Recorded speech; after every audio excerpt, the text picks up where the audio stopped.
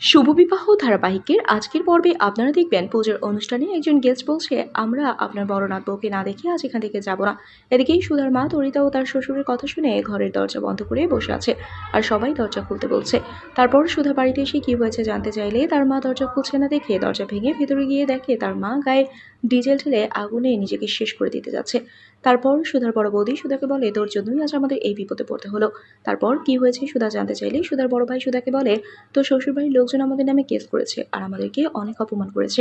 এগুলো করেছে তেজ নিজে, কারণ তেজ আমাদের বাড়ি সারানোর জন্য অনেক টাকা দিয়েছিল, তার জন্য এটা করেছে। এদিকে তেজ সুধাকে কোথাও খুঁজে না পেয়ে ঝিনুকের কাছে ফোন করে জানতে পারে তার বাড়ির লোক তাদের বাড়িতে গিয়ে তাদেরকে অপমান করে নিয়ে এসেছে।